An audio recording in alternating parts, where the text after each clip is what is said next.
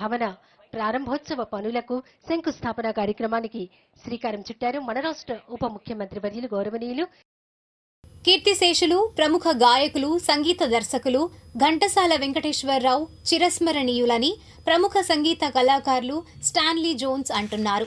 City cable సమర్పిస్తున్న కరచాలనం కార్యక్రమంలో ఆయన పాల్గొన్నారు. త్వరలోనే ఈ ఇంటర్వ్యూ పూర్తి భాగాన్ని వీక్షించవచ్చు. తబలిస్ట్ అండి. మల్లేశ్వరరావు గారు మ్యూజిక్ డైరెక్టర్ దానిలో. తర్వాత నర్తనశాల ఎన్టీఆర్ నర్తనశాల. అవునండి. ఈ నర్తనశాలలో అయితే దానిలో పాటలు మ్యాక్సిమం సోలోనే, నాన్న తబలా క్లియర్గా క్లారిటీగా వినపడతాయి. ఓకే. తర్వాత ఇంకా ఘంటసాల గారితో బాగా హత్తుకుపోయి ఇంకా ఘంటసాల గారి ప్రోగ్రామ్స్ కానీ మ్యూజిక్ డైరెక్షన్లో కానీ చాలా పిక్చర్లు ఆయనకి వాయించారు. ఇంకా ఘంటసాల గారికి కుడి భుజం అంటే ఇంకా మా నాన్నగారు వైపీ జడ్సన్ గారు. సో మా నాన్నగారు లేకపోతే ప్రోగ్రామ్ కూడా క్యాన్సిల్ చేసుకునే అంత అట్లాగా సందర్భాలు కూడా చాలా ఉన్నాయండి.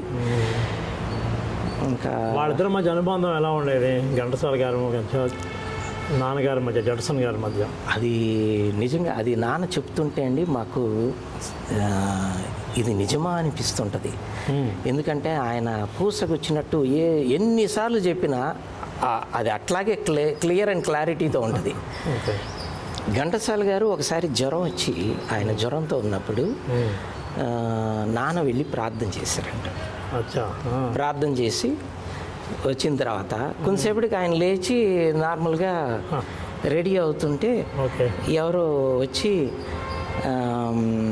ఆయన కోసం వచ్చినప్పుడు ఇప్పుడే జడ్సన్ వచ్చాడు, ప్రార్థన చేసి వెళ్ళాడయ్యా, నాకు బాగుంది అని చెప్పేసి అన్నారు. సో అట్లాంటి నాన్న అంటే అంత పర్సనల్ అటాచ్మెంట్. అవునండి, చాలా. నాన్న లేకుండా ఏ పని కూడా, ఏ పిక్చర్ కూడా వెళ్ళటానికి నాన్న లేకపోతే అది ఇవాళ వద్దు రేపు వేసుకుందాం అట్లాగా ఆయనతో అంత క్లోజ్ రిలేషన్షిప్. ఎప్పుడు ఆయనతో అంత హత్తుకుని ఉండేవాళ్ళు. కానీ మా నాన్న ఆయన చనిపోయిన వార్త వినగానే మా నాన్న కంట్లో నీరు చూడటం అనేది అదే ఫస్ట్ టైం నా జీవితంలో. కూర్చుని బెడ్రూమ్లో ఏడుస్తున్నారు ఆయన పాట వింటూ. ఇంకా అంతకుముందు ఇంకొక నేను చూడని అనుభవం ఏంటనంటే బాబాయ్ వచ్చి ఆ వార్త చెప్పగానే నాన్న కింద